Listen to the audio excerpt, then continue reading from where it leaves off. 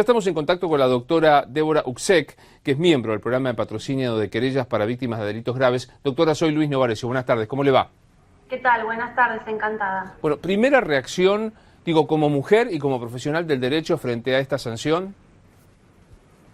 Bueno, como mujer y también como profesional del derecho, el sentimiento es el mismo, indignación, realmente, porque haber logrado una condena de 50 años a través del acto de valentía que tuvieron las víctimas no es nada fácil.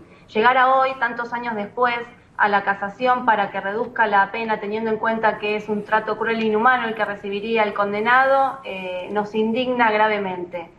Trato cruel e inhumano es el que han recibido las víctimas en el momento en que se han cometido estos hechos, ¿no?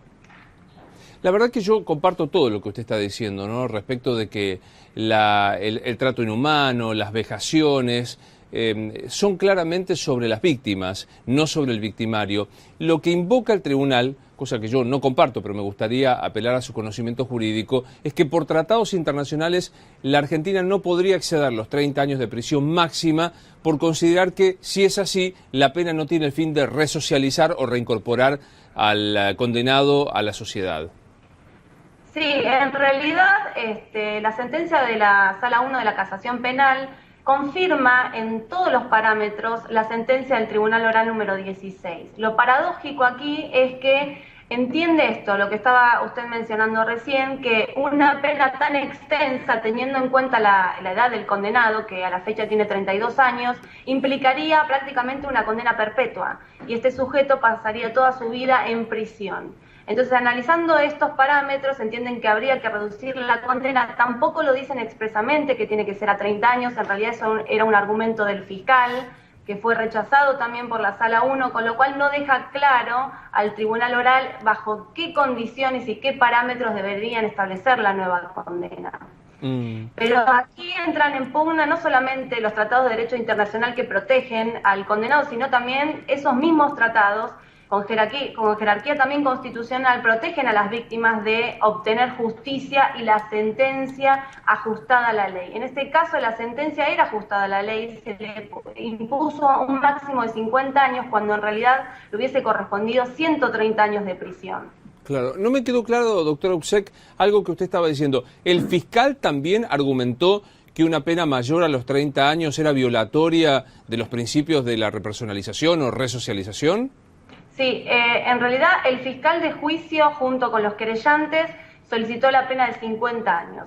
El fiscal de casación, el doctor Javier de Luca, solicitó la reducción de la condena entendiendo que por haber la Argentina suscrito el pacto, la Convención de Roma, entonces no se pueden aplicar penas superiores de las que se aplican a los que cometen violaciones sistemáticas a los derechos humanos. Claro. En base a esto argumenta que debería reducirse porque se trata de delitos comunes y además por esto el fin del resocializador de la pena, ¿no? Claro. Que en este caso el sujeto no se ha cumplido, porque el sujeto al momento de cometer estos nuevos hechos estaba gozando de una libertad condicional, ya tenía unas condenas anteriores también unificadas. Ahora, no deja de ser, y hago hincapié particularmente esto, porque digo, si el fallo de la casación, allí con 2 jueces y 1 en disidencia, es llamativo, me resulta todavía más paradigmático que el fiscal, que es el representante de la sociedad, el fiscal ante la casación, que es el doctor De Luca, diga: no hay que poner tanta pena, a pesar de que hay 8 mujeres que han sido violadas, y esto ha sido probado y no ha sido discutido por el Tribunal de Alzada.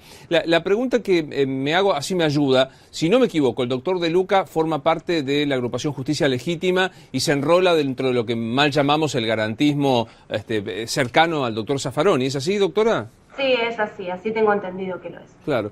Recuerdo, si la memoria no me falla, haberlo entrevistado en la radio al doctor De Luca, que decía que como principio básico del derecho penal, la pena no sirve, había que tender hacia la eliminación de la pena. Y ya excedo un poco este caso, doctora, pero digamos, dentro de la corriente penal argentina, ¿aparece frecuentemente, no tanto, este tipo de pensamiento?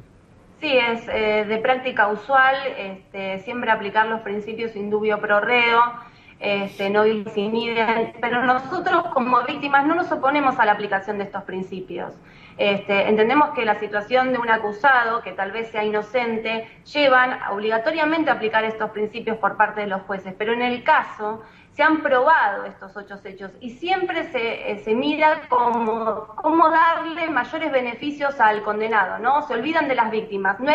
No es indiferente que el fiscal en este caso no se apiade de los padecimientos de las víctimas. Esto suele generalmente suceder. De ahí la importancia de que las víctimas se constituyan como partes querellantes para defender ellas sus propios intereses. Y claro. es eso lo que el Colegio de Abogados pregona.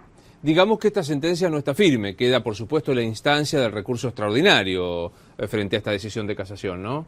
Sí, lo que vamos a plantear es el recurso extraordinario ante la Corte. Sabemos que va a ser una batalla dura, que tenemos que librar, pero realmente la finalidad de la pena, hablando de este tema, no es solamente la resocialización del individuo, sino también mantener la vigencia de las normas. Claro. ¿Sin qué mensaje le estamos dando a la sociedad? Un sujeto que ya había cometido otros actos aberrantes, fue beneficiado con la unificación de la pena, luego se le da la libertad condicional, comete nuevos actos de esta naturaleza, le corresponde una pena de 130 años, se reduce por aplicación legal a 50 años y ahora otro nuevo beneficio para el imputado. ¿Y qué pasa con las víctimas? ¿Qué pasa con la sociedad? Nunca hay seguridad jurídica para nosotros. Doctora, no sé si tuvo oportunidad de hablar con las víctimas específicas de este caso para saber cómo reaccionaron frente al fallo de la casación. Yo tuve oportunidad de hablar con la víctima que represento, mis colegas con los que representan ellos también, y sí, la idea es ir a la Corte, están desoladas, indignadas, se sienten con mucho temor porque este sujeto es realmente intimidante, es realmente peligroso. Tienen temor de que si se reduce la pena el día de mañana recobre su libertad y las vaya a buscar directamente porque este sujeto ha mejorado su actividad delictiva con cada una de ellas. Entonces realmente el temor es fundado, además su comportamiento en un juicio evidencia que es un sujeto altamente peligroso donde las normas, las leyes, la pena no sufre efecto alguno sobre él. Claro. ¿A qué se refiere con que el delincuente en estos 8 casos, insisto, de violaciones, mejoró su técnica delictiva? Por ejemplo, en el caso de una de las primeras víctimas, ella se resistió, pudo ir, entonces contra la segunda víctima utilizó mayor fuerza para repeler esa acción de escape. Y así sucesivamente. Claro. Respecto de la víctima que yo represento, fue una de las que padeció los peores hechos porque ingresó a su domicilio, perpetró los abusos, además la sustrajo de todas sus pertenencias, la golpeó, le cortó el cuero cabelludo con un tramontina y la violó por todas las vías posibles. Es tremendo, o sea, yo no quiero entrar en detalles, pero es tremendo. Es realmente tremendo. Este sujeto se aprovechó de la situación de la vulnerabilidad de estas mujeres, de las chicas, en condición de su sexo, de ahí que nosotros pedimos la aplicación de la Convención de Belén do Pará, que también es un pacto internacional al cual adherimos como nación, y bajo estos lineamientos los jueces deben ser más estrictos al juzgar y al calificar la pena, porque siempre por argumentos procesales buscamos la brecha para que el condenado no sufra la pena que legalmente le corresponde. El Código Penal establece condenas y hay que aplicarlas. Sí, seguro. Y la verdad que, insisto, si bien me sorprende y en algún caso me genera estupor la decisión de los jueces, remarco la actitud del fiscal, que es el que representa a toda la sociedad en un proceso penal, que es el que acusa en nombre de todos nosotros, que dice 50 años es mucho. A ver, la sumatoria daba 130 años. 130 años. 130. 50 es mucho, apliquemos 30, porque si no este hombre que hoy tiene 38 años... 32. 32. O sea, lo que el fiscal está diciendo es, bueno, a los 62 años que por lo menos recupere la libertad el violador de 8 mujeres. Exactamente, sí. El fiscal vela por el principio de legalidad y no siempre ese principio de legalidad va conforme a lo que la sociedad peticiona como justicia. Y ya le digo, ese principio de legalidad también puede ir en contra de las garantías constitucionales de la sociedad y las propias víctimas. Claro. Claro. ¿Ustedes estiman que puede haber, de acuerdo a los precedentes en la Corte, la chance de que esto sea revisto? Sabemos que el principal problema se da porque no hay antecedentes de una condena tan alta, de 50 años de prisión. Tenemos a favor la ratificación de la reincidencia, tanto por la Sala 1 en este caso, como lo que estableció ayer la Corte. Pero bueno, después cada juez tiene su voto, su criterio, opina distinto, algunos son extremadamente benévolos cuando miran al imputado y se olvidan de las víctimas. Entonces va a ser una batalla bastante dura que librar, pero estamos dispuestos a hacerla. Doctora, le agradezco mucho la charla y a su disposición nos gustaría que nos tuviera al tanto de la marcha de esta causa, que lamentablemente, usted me corregirá, no debe ser la única. No, siempre las víctimas quedan relegadas y están a merced de las decisiones judiciales, ¿no? Casi nunca se ven recompensadas y devueltas en su dignidad. Digo, y esto no implica, lo voy a ratificar, no implica desconocer los principios del debido proceso, de la legalidad, de las garantías penales, pero uno, no sé, esta es mi impresión y me gustaría preguntárselo, en el proceso penal, ¿hay la misma fuerza para defender el debido proceso y las garantías penales para los victimarios que para las víctimas? No, no es así. En realidad las víctimas tienen que luchar mucho más. Se le dice que es el convidado de piedra en el proceso penal y ha tenido que luchar muchísimo en todos los estamentos judiciales para tener algún tipo de participación. Casi hoy en Capital Federal es plena, en Provincia de Buenos Aires en la práctica todavía no lo es. Siempre, si el fiscal dispone el archivo de una causa, es muy difícil poder revisarla y lograr una condena. Es una lucha que se da todos los días en tribunales, así que las garantías del debido proceso generalmente se aplican a favor del imputado y en contra de las víctimas. Ahora sí va a ser mi última pregunta, doctora Ucek, si no soy indiscreto.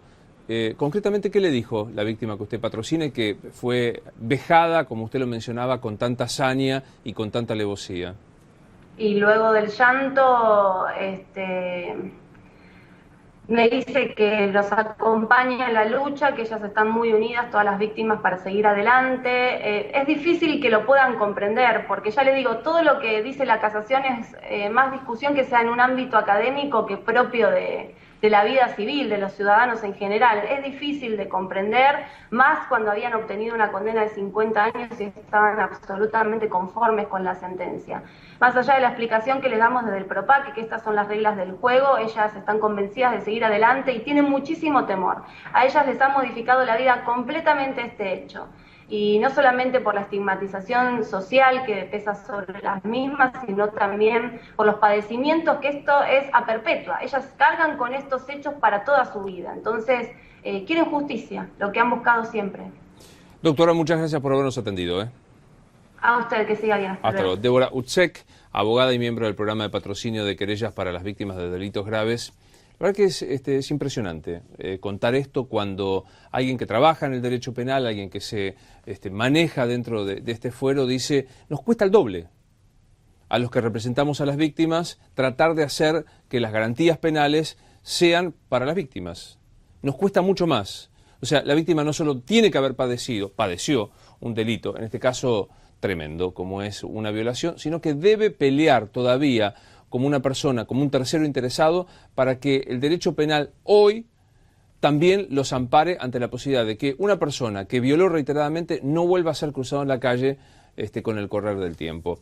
Si ustedes googlean, o mejor dicho, si ustedes entran en infobae.com, en el buscador, yo les aconsejaría que pusieran fiscal de Luca. Allí van a encontrar una larga nota que se le hizo aquí y una transcripción de una charla en un ámbito académico, que si la memoria no me falla, es una nota firmada por Claudia Peiró, en donde allí el doctor de Luca, que es el fiscal ante la casación, explica lo que es para él el derecho penal. No debe haber, las sanciones, palabras más, palabras menos, es para este fiscal una cuota autoritaria de la sociedad y casi de revancha. Hay que tender a que no haya sanciones, ni siquiera para un violador de 8 mujeres. Insisto, es el fiscal, el agente público fiscal, el que en nombre suyo y nuestro nos representa en el proceso penal. Ya volvemos.